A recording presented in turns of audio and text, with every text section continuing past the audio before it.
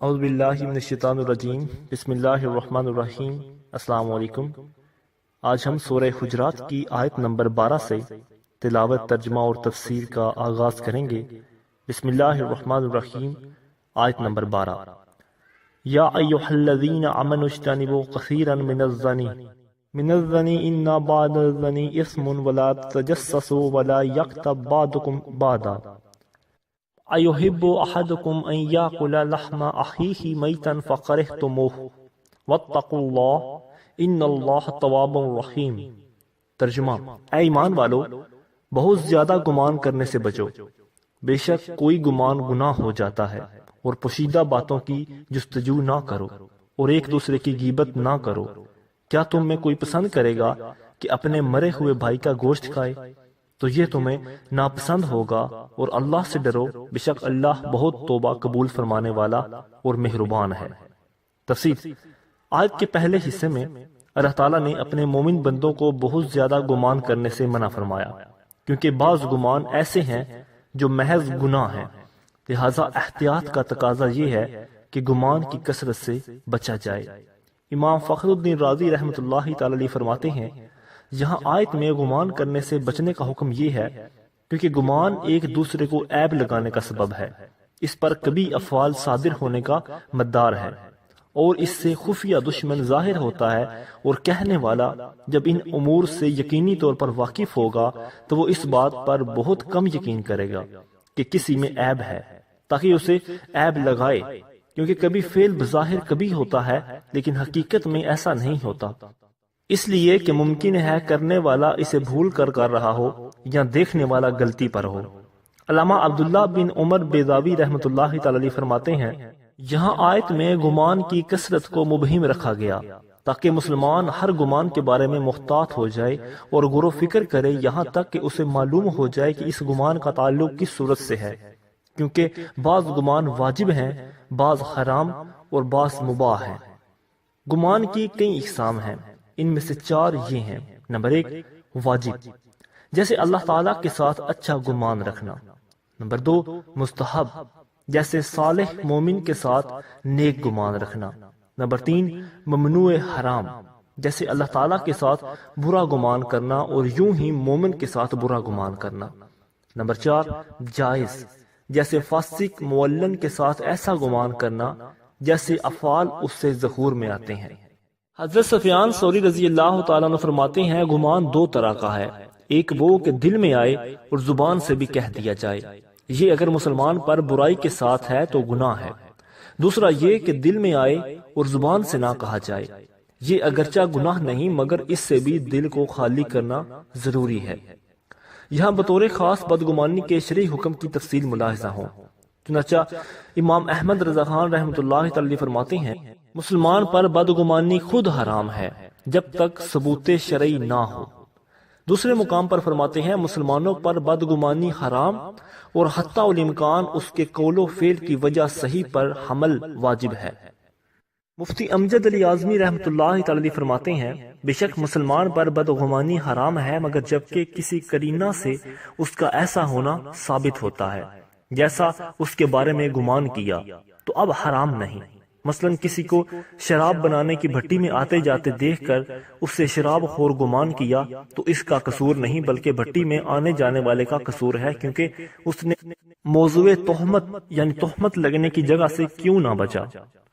مفتی نعیم الدین مراد آبادی رحمۃ اللہ تعالی علیہ فرماتے ہیں، مومن صالح کے ساتھ برا گمان ممنوع ہے، اس طرح اس کا کوئی کلام سن کر فاسد معنی مراد لینا، باوجود یہ کہ اس کے دوسرے صحیح معنی موجود ہوں اور مسلمان کا حال ان کے موافق ہو، یہ بھی گمان بد میں داخل ہے۔ دین اسلام وہ عظیم دین ہے جس میں انسانوں کے باہمی حقوق اور معاشرتی آداب کو خاص اہمیت دی گئی اور ان چیزوں کا خصوصی لحاظ رکھا گیا، اس لیے جو چیز انسانی حقوق کو ضائع کرنے کا سبب بنتی ہے اور جو چیز معاشرتی آداب کے برخلاف ہے اس سے دین اسلام نے منع فرمایا اور اس سے بچنے کی تاکید کا ساتھ ہی حکم دیا۔ جیسے ان اشیاء میں سے ایک چیز بدگمانی ہے جو کہ انسانی حقوق کی پامالی کا بہت بڑا سبب ہے اور معاشرتی آداب کا انتہائی برخلاف ہے۔ اس سے دین اسلام میں خاص طور پر منع کیا گیا۔ چنانچہ قرآن مجید میں ایک مقام پر اللہ تعالیٰ نے سورہ بنی اسرائیل کی آیت نمبر 36 میں ارشاد فرمایا، ترجمہ، اور اس بات کے پیچھے نہ پڑ جس کا تجھے علم نہیں، بے شک کان اور آنکھ اور دل ان سب کے بارے میں سوال کیا جائے گا۔ اور حضرت ابو ہریرہ رضی اللہ تعالیٰ عنہ سے روایت ہے، رسول کریم صلی اللہ علیہ وآلہ وسلم نے ارشاد فرمایا، اپنے آپ کو بدگمانی سے بچاؤ کہ بدگمانی بدترین جھوٹ ہے۔ ایک دوسرے کے ظاہری اور باطنی عیب مت تلاش کرو، ہرس نہ کرو، حسد نہ کرو، بغض نہ کرو، ایک دوسرے سے روح گردانی نہ کرو، اور اے اللہ کے بندو بھائی بھائی ہو جاؤ۔ اللہ تعالیٰ ہمیں ایک دوسرے کے بارے میں بدگمانی کرنے سے بچنے کی توفیق عطا فرمائے، آمین بجاہ النبی آمین۔ یہاں بدگمانی کے دینی اور دنیاوی نقصانات بھی ملاحظہ ہوں تاکہ بدگمانی سے بچنے کی ترغیب ملے۔ چنانچہ اس کے 4 دینی نقصانات ہیں۔ نمبر 1، جس کے بارے میں بدگمانی کی، اگر اس کے سامنے اس کا اظہار کر دیا تو اس کے دل آزاری ہو سکتی ہے، اور شرعی اجازت کے بغیر مسلمان کی دل آزاری حرام ہے۔ نمبر 2، اگر اس کی غیر موجودگی میں دوسروں کے سامنے اپنے برے گمان کا اظہار کیا تو یہ غیبت ہو جائے گی، اور مسلمان کی غیبت کرنا بھی حرام ہے۔ نمبر 3، بدگمانی کرنے والا محض اپنے گمان پر صبر نہیں کرتا بلکہ وہ اس کے عیب تلاش کرنے میں لگ جاتا ہے، اور کسی مسلمان کے عیبوں کو تلاش کرنا ناجائز اور گناہ ہے۔ نمبر 4، بدگمانی کرنے سے بغض اور حسد جیسے خطرناک امراض پیدا ہوتے ہیں، اور اس کے 2 بڑے دنیاوی نقصانات یہ ہیں کہ بدگمانی کرنے سے 2 بھائیوں میں دشمنی پیدا ہو جاتی ہے، ساس اور بہو ایک دوسرے کے خلاف ہو جاتے ہیں، شوہر اور بیوی ایک دوسرے پر اعتماد کرنا چھوڑ دیتے ہیں، اور بات بات پر آپس میں لڑائی رہنے لگتی ہے، اور آخر کار ان میں طلاق اور جدائی کی نوبت تک آ جاتی ہے۔ بھائی اور بہن کے درمیان تعلقات ٹوٹ جاتے ہیں، اور یوں ایک ہنستا بستا گھر اجڑ کر رہ جاتا ہے۔ نمبر 2، دوسروں کے لیے برے خیالات رکھنے والے افراد پر فالج اور دل کی بیماریوں کا خطرہ زیادہ ہو جاتا ہے، جیسا کہ حال میں امریکن ہارٹ ایسوسی ایشن کی جانب سے جاری کردہ ایک تحقیقی رپورٹ میں یہ انکشاف کیا گیا کہ وہ افراد جو دوسروں کے لیے مخالفانہ سوچ رکھتے ہیں، یعنی نیگیٹو سوچ رکھتے ہیں، وہ اس کی وجہ سے ذہنی دباؤ کا شکار ہو جاتے ہیں اور زیادہ تر غصے میں رہنے لگتے ہیں، اور ان میں دل کی بیماریوں اور فالج کا خطرہ 86% بڑھ جاتا ہے۔ امام محمد غزالی رحمۃ اللہ تعالی فرماتے ہیں، شیطان آدمی کے دل میں بدگمانی ڈالتا ہے تو مسلمان کو چاہیے کہ وہ شیطان کی تصدیق نہ کرے اور اس کو خوش نہ کرے، حتیٰ کہ اگر کسی کے منہ سے شراب کی بو آ رہی ہو تو پھر بھی اس پر حد لگانا جائز نہیں، کیونکہ ہو سکتا ہے اس نے شراب کا ایک گھونٹ پی کر کلی کر دی ہو، یا کسی نے اس کو جبرن شراب پلا دی ہو، اور اس کا احتمال ہے تو وہ دل سے بدگمانی کی تصدیق کر کے شیطان کو خوش نہ کرے۔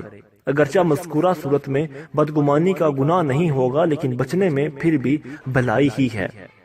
وَلَا تَجَسَّسُوا، اور جستجو نہ کرو۔ اس آیت میں دوسرا حکم یہ ہے کہ مسلمانوں کی عیب جوئی نہ کرو اور ان کے پوشیدہ حال کی جستجو میں نہ رہو جسے اللہ تعالیٰ نے اپنی ستاری سے چھپایا ہے۔ اس آیت سے معلوم ہوا کہ مسلمانوں کے پوشیدہ عیب تلاش کرنا اور انہیں بیان کرنا ممنوع ہے۔ یہاں اسی سے متعلق ایک عبرت انگیز حدیث پاک ملاحظہ ہو۔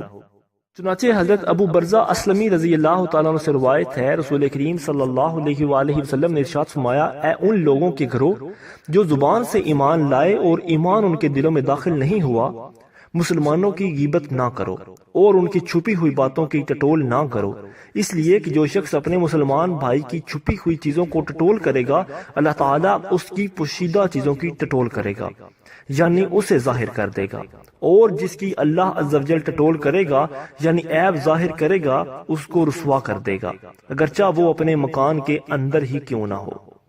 اس سے معلوم ہوا کہ مسلمانوں کی غیبت کرنا اور ان کے عیب تلاش کرنا منافق کا شعار ہے، اور عیب تلاش کرنے والے کا انجام ذلت اور رسوائی ہے، کیونکہ جو شخص کسی دوسرے مسلمان کے عیب تلاش کر رہا ہے یقیناً اس میں بھی کوئی نہ کوئی عیب ضرور ہوگا، اور ممکن ہے کہ وہ عیب ایسا ہو جس کے ظاہر ہونے سے وہ معاشرے میں ذلیل و خوار ہو جائے۔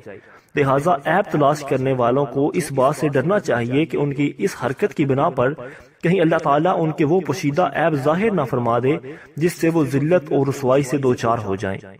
یہاں موضوع کی نسبت سے مسلمانوں کے عیب چھپانے کے 2 فضائل ملاحظہ ہوں۔ حضرت عبداللہ بن عمر رضی اللہ تعالیٰ عنہ سے روایت ہے، نبی اکرم صلی اللہ علیہ وآلہ وسلم نے ارشاد فرمایا، جس نے کسی مسلمان کے عیب پر پردہ رکھا، اللہ تعالیٰ قیامت کے دن اس کے عیب پر پردہ رکھے گا۔ حضرت عقبہ بن عامر رضی اللہ تعالیٰ عنہ سے روایت ہے، رسول اللہ صلی اللہ علیہ وآلہ وسلم نے ارشاد فرمایا، جو شخص ایسی چیز دیکھے جس کو چھپانا چاہیے اور اس نے پردہ ڈال دیا یعنی چھپائی، تو ایسا ہے جیسے معودہ یعنی زندہ زمین میں دبا دی جانے والی بچی کو زندہ کیا۔ اللہ تعالیٰ ہمیں بھی اپنے مسلمان بھائیوں کے عیبوں کو چھپانے کی توفیق عطا فرمائے، آمین۔ جو شخص لوگوں کے عیب تلاش کرنے میں رہتا ہے، اسے خاص طور پر اور تمام لوگوں کو عمومی طور پر چاہیے کہ کسی کے عیب تلاش کرنے کی بجائے اپنے اندر موجود عیبوں کو تلاش کرنے میں مصروف ہو جائے اور ان کی اصلاح کرنے کی کوشش کریں کہ اسی میں ان کی اور دوسروں کی دنیا و آخرت کا فائدہ ہے۔ حضرت ابو ہریرہ رضی اللہ تعالیٰ عنہ سے روایت ہے، رسول اللہ صلی اللہ علیہ وآلہ وسلم نے ارشاد فرمایا، تم میں سے کوئی شخص اپنے بھائی کی آنکھ میں تنکا دیکھتا ہے اور اپنی آنکھ کو بھول جاتا ہے۔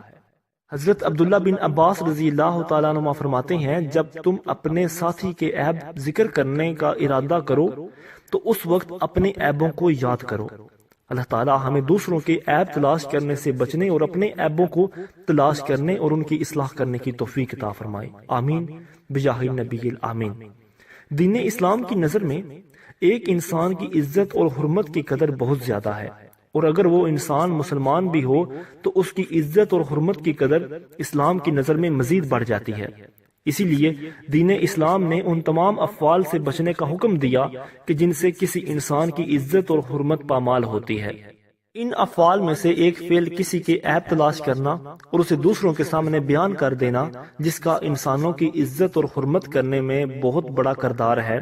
اس وجہ سے جہاں اس شخص کو ذلت اور رسوائی کا سامنا کرنا پڑتا ہے، جس کا عیب لوگوں کے سامنے ظاہر ہو جائے، وہیں وہ شخص بھی لوگوں کی نفرت اور ملامت کا سامنا کرتا ہے جو عیب تلاش کرنے اور انہیں ظاہر کرنے میں لگا رہتا ہے۔ یوں عیب تلاش کرنے والے اور جس کا عیب بیان کیا جائے، دونوں کی عزت اور حرمت چلی جاتی ہے۔ اس لیے دین اسلام نے عیبوں کی تلاش کرنے میں رہنے اور انہیں لوگوں کے سامنے شرعی اجازت کے بغیر بیان کرنے سے منع کیا، اور اس سے باز نہ آنے والوں کو سخت وعیدیں سنائیں تاکہ ان وعیدوں سے ڈر کر لوگ اس برے فعل سے باز آ جائیں اور سب کی عزت اور حرمت کی حفاظت ہو۔ وَلَا يَغْتَبْ بَعْضُكُمْ بَعْضًا، اور ایک دوسرے کی غیبت نہ کرو۔ اس آیت میں تیسرا حکم یہ دیا گیا کہ ایک دوسرے کی غیبت نہ کرو۔ کیا تم میں کوئی یہ پسند کرے گا کہ اپنے مرے ہوئے بھائی کا گوشت کھائے؟ یقیناً یہ تمہیں ناپسند ہوگا۔ تو پھر مسلمان بھائی کی غیبت بھی تمہیں گوارا نہ ہونی چاہیے، کیونکہ اس کی پیٹھ کے پیچھے برا کہنا اس کے مرنے کے بعد اس کا گوشت کھانے کی مثال ہے، کیونکہ جس طرح کسی کا گوشت کاٹنے سے اس کو ایذا ہوتی ہے، اسی طرح اس کی بدگوئی کرنے سے اسے قلبی تکلیف ہوتی ہے، اور در حقیقت عزت و آبرو گوشت سے زیادہ پیاری ہے۔ شان نزول: جب سرکار دو عالم صلی اللہ علیہ وآلہ وسلم جہاد کے لیے روانہ ہوئے اور سفر فرماتے تو ہر دو مالداروں کے ساتھ ایک غریب مسلمان کو کر دیتے کہ وہ غریب ان کی خدمت کرے اور وہ اسے کھلائیں پلائیں، یوں ہر ایک کا کام چلے۔ چنانچہ اسی دستور کے مطابق حضرت سلیمان رضی اللہ تعالیٰ عنہ 2 آدمیوں کے ساتھ کیے گئے تھے۔ ایک روز وہ سو گئے اور کھانا تیار نہ کر سکے تو ان دونوں نے انہیں کھانا طلب کرنے کے لیے رسول کریم صلی اللہ علیہ وآلہ وسلم کی خدمت میں بھیجا۔ حضور صلی اللہ علیہ وآلہ وسلم کے کچن کے خادم حضرت اسامہ رضی اللہ تعالیٰ عنہ تھے۔ ان کے پاس کھانے میں سے کچھ باقی نہ رہا تھا، اس لیے انہوں نے فرمایا کہ میرے پاس کچھ نہیں۔ حضرت سلیمان رضی اللہ تعالیٰ نے یہی آ کر کہہ دیا تو ان دونوں رفیقوں نے کہا اسامہ رضی اللہ تعالیٰ نے بخل کیا۔ جب وہ حضور انور صلی اللہ علیہ وسلم کی خدمت میں حاضر ہوئے تو آپ نے ارشاد فرمایا، میں تمہارے منہ میں گوشت کی رنگت دیکھتا ہوں۔ انہوں نے عرض کی، ہم نے گوشت کھایا ہی نہیں۔ ارشاد فرمایا، تم نے غیبت کی ہے، اور جو مسلمان کی غیبت کرے اس نے مسلمان کا گوشت کھایا۔ اس آیت میں غیبت کرنے سے منع کیا گیا اور ایک مثال کے ذریعے اس کی شناعت اور برائی کو بیان فرمایا گیا ہے۔ کثیر احادیث میں بھی اس کی شدید مذمت بیان کی گئی۔ یہاں ان میں سے 4 احادیث ملاحظہ ہوں۔ نمبر 1، حضرت ابو ہریرہ رضی اللہ عنہ سے روایت ہے، رسول اللہ صلی اللہ علیہ وآلہ وسلم نے ارشاد فرمایا کیا تم جانتے ہو کہ غیبت کیا چیز ہے؟ صحابہ اکرام رضوان اللہ اجمعین نے عرض کی اللہ تعالیٰ اور اس کے رسول صلی اللہ علیہ وآلہ وسلم ہی زیادہ بہتر جانتے ہیں۔ ارشاد فرمایا تم اپنے بھائی کا وہ عیب بیان کرو جس کے ذکر کو وہ ناپسند کرتا ہے۔ عرض کی گئی اس کے بارے میں آپ کی کیا رائے ہے کہ اگر میرے بھائی میں وہ عیب موجود ہے جسے میں بیان کرتا ہوں تو ارشاد فرمایا تم جو عیب بیان کر رہے ہو اگر وہ اس میں موجود ہو جب ہی تو وہ غیبت ہے، اور اگر اس میں وہ عیب موجود نہیں تو پھر وہ بہتان ہے۔ نمبر 2، حضرت ابو سعید اور حضرت جابر رضی اللہ تعالیٰ عنہ سے روایت ہے رسول اللہ صلی اللہ علیہ وآلہ وسلم نے ارشاد فرمایا غیبت زنا سے بھی زیادہ سخت چیز ہے۔ لوگوں نے عرض کی یا رسول اللہ صلی اللہ علیہ وآلہ وسلم غیبت زنا سے زیادہ سخت کیسے ہے؟ آپ نے ارشاد فرمایا مرد زنا کرتا ہے پھر توبہ کرتا ہے تو اللہ تعالیٰ اس کی توبہ قبول فرماتا ہے، اور غیبت کرنے والے کی تب تک مغفرت نہ ہوگی جب تک وہ معاف نہ کر دے کہ جس کی غیبت کی ہے۔ نمبر 3، حضرت انس بن مالک رضی اللہ تعالیٰ سے روایت ہے رسول اللہ صلی اللہ علیہ وآلہ وسلم نے ارشاد فرمایا جب مجھے معراج کرائی گئی تو میں ایسے لوگوں کے پاس سے گزرا جن کے ناخن پیتل کے تھے اور وہ ان ناخنوں سے اپنے چہروں اور سینوں کو نوچ رہے تھے۔ میں نے پوچھا اے جبریل علیہ السلام یہ کون لوگ ہیں؟ انہوں نے عرض کیا یہ وہ افراد ہیں جو لوگوں کا گوشت کھاتے اور ان کی عزتوں کو پامال کرتے تھے۔ نمبر 4، حضرت ابو ہریرہ رضی اللہ تعالیٰ عنہ سے روایت ہے رسول کریم صلی اللہ علیہ وآلہ وسلم نے ارشاد فرمایا جس نے دنیا میں اپنے بھائی کا گوشت کھایا اس کے پاس قیامت کے دن اسی کے بھائی کا گوشت لایا جائے گا، اور اس سے کہا جائے گا کہ تم جس طرح دنیا میں اپنے مردہ بھائی کا گوشت کھاتے تھے اب زندہ کا گوشت کھاؤ، اور وہ چیخ مارتا ہوا منہ بگاڑتا ہوا کھائے گا۔ سر دست یہ 4 احادیث ذکر کی ہیں۔ ہر مسلمان کو چاہیے کہ وہ انہیں غور سے پڑھے اور غیبت سے بچنے کی بھرپور کوشش کرے۔ فی زمانہ اس حرام سے بچنے کی بہت زیادہ ضرورت ہے، کیونکہ آج کل مسلمانوں میں یہ بلا بہت پھیلی ہوئی ہے اور وہ اس سے بچنے کی طرف بالکل توجہ نہیں کرتے، اور ان کی بہت کم مجلسیں ایسی ہوتی ہیں جو چگلی اور غیبت سے محفوظ ہوں۔ اللہ تعالی ہمیں غیبت جیسی خطرناک باطنی بیماری سے محفوظ فرمائے، آمین۔ مفتی امجد علی اعظمی رحمۃ اللہ تعالی علیہ فرماتے ہیں غیبت کے یہ معنی ہے کہ کسی شخص کے پوشیدہ عیب کو جس کو وہ دوسروں کے سامنے ظاہر ہونا پسند نہ کرتا ہو تو اس کو برائی کرنے کے طور پر ذکر کرنا، اور اگر اس میں وہ بات ہی نہ ہو تو یہ غیبت نہیں بلکہ بہتان ہے۔ غیبت سے متعلق 5 شرعی مسائل درج ذیل ہیں۔ نمبر 1، غیبت جس طرح زبان سے ہوتی ہے اسی طرح فعل سے بھی ہوتی ہے۔ صراحت کے ساتھ برائی کی جائے یا تعریض و کنایہ کے ساتھ ہو سب صورتیں حرام ہیں۔ برائی کو جس نوعیت سے سمجھا جائے گا سب غیبت میں داخل ہے۔ تعریض کی یہ صورت ہے کہ کسی کا ذکر کرتے وقت یہ کہا کہ الحمدللہ میں ایسا نہیں، جس کا یہ مطلب ہوا وہ ایسا ہے۔ دوسری طرف کسی کی برائی لکھ دی تو یہ بھی غیبت ہے۔ اگر سر وغیرہ کی حرکت میں بھی غیبت کی تو یہ بھی غیبت ہو سکتی ہے۔ مثلا کسی کی خوبیوں کا تذکرہ تھا، اس نے سر کے اشارے سے یہ بتانا چاہا کہ اس میں جو کچھ برائیاں ہیں تم ان سے واقف نہیں۔ ہونٹوں اور آنکھوں اور بھووں اور زبان یا ہاتھ کے اشارے سے بھی غیبت ہو سکتی ہے۔ نمبر 2، ایک صورت غیبت کی نقل ہے۔ مثلا کسی لنگڑے کی نقل کرے اور لنگڑا کر چلے، یہاں جس چال سے کوئی چلتا ہے اس کی نقل اتاری جائے تو یہ بھی غیبت ہے، بلکہ زبان سے کہہ دینے سے یہ زیادہ برا ہے، کیونکہ نقل کرنے میں پوری تصویر کشی اور بات کو سمجھانا پایا جاتا ہے، جبکہ کہنے میں وہ بات نہیں ہوتی۔ نمبر 3، جس طرح زندہ آدمی کی غیبت ہو سکتی ہے، مرے ہوئے مسلمان کی برائی کے ساتھ یاد کرنا یہ بھی غیبت ہے، جبکہ 2 صورتیں نہ ہوں جن میں عیب کا بیان کرنا غیبت میں داخل نہیں۔ مسلم کی غیبت جس طرح حرام ہے، کافر ذمی کی بھی ناجائز ہے کہ ان کے حقوق بھی مسلم کی طرح ہیں، جبکہ کافر حربی کی برائی کرنا بھی غیبت ہے۔ نمبر 4، کسی کی برائی اس کے سامنے کرنا اگر غیبت میں داخل نہ بھی ہو، جبکہ غیبت میں پیٹھ پیچھے برائی کرنا معتبر ہو، مگر یہ اس سے بڑھ کر حرام ہے، کیونکہ غیبت میں جو وجہ ہے وہ یہ ہے کہ اعزائے مسلم ہے، وہ یہاں بد درجہ اولا پائی جاتی ہے۔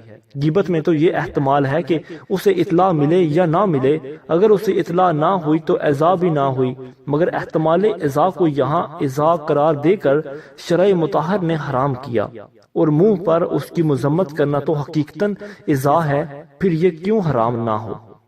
مفتی امجد علی اعظمی رحمۃ اللہ تعالی فرماتے ہیں بعض لوگوں سے جب کہا جاتا ہے کہ تم فلاں کی غیبت کیوں کرتے ہو، وہ نہایت دلیری کے ساتھ کہتا ہے کہ مجھے اس کا ڈر پڑا ہے، چلو میں اس کے منہ پر یہ باتیں کہہ دیتا ہوں۔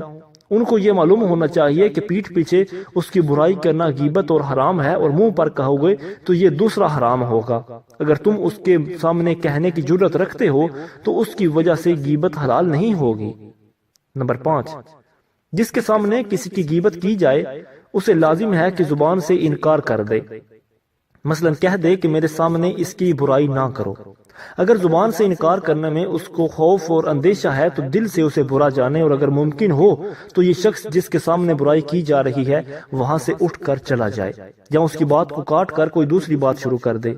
ایسا نہ کرنے میں سننے والا بھی گنہگار ہوگا، اور غیبت کا سننے والا بھی غیبت کرنے والے کے حکم میں ہے۔ یہاں غیبت سے توبہ اور معافی سے متعلق 5 شرعی مسائل بھی ملاحظہ ہوں۔ نمبر 1، جس کی غیبت کی اگر اس کو اس کی خبر ہو گئی تو اس سے معافی مانگنی ضروری ہے، اور یہ بھی ضروری ہے کہ اس کے سامنے یہ کہے کہ میں نے تمہاری اس طرح غیبت یا برائی کی، تم مجھے معاف کر دو۔ اس سے معاف کرائے اور توبہ کرے تب اس سے بری ذمہ ہوگا، اور اگر اس کو خبر نہ ہوئی تو توبہ اور ندامت کافی ہے۔ نمبر 2، جس کی غیبت کی ہے اسے خبر نہ ہوئی اور اس نے توبہ کر لی، اس کے بعد اسے خبر ملی کہ فلاں نے میری غیبت کی، آیا اس کی توبہ صحیح ہے یا نہیں؟ اس میں علماء کرام کے 2 قول ہیں۔ ایک قول یہ ہے کہ وہ توبہ صحیح ہے، اللہ تعالیٰ دونوں کی مغفرت فرما دے گا۔ جس نے غیبت کی اس کی مغفرت توبہ سے ہوئی، اور جس کی غیبت کی گئی اس کو جو تکلیف پہنچی اور اس نے درگزر کیا، اس وجہ سے اس کی مغفرت ہو جائے گی۔ اور بعض علماء یہ فرماتے ہیں کہ اس کی توبہ معلق رہے گی۔ اگر وہ شخص جس کی غیبت ہوئی خبر پہنچنے سے پہلے ہی مر گیا تو توبہ صحیح ہے، اور توبہ کے بعد اسے خبر پہنچ گئی تو صحیح نہیں، جب تک اس سے معافی نہ کرائے۔ بہتان کی صورت میں توبہ کرنا اور معافی مانگنا بہت ضروری ہے، بلکہ جن کے سامنے بہتان باندھا ان کے پاس جا کر یہ کہنا ضروری ہے کہ میں نے جھوٹ کہا تھا جو فلاں پر میں نے بہتان باندھا تھا۔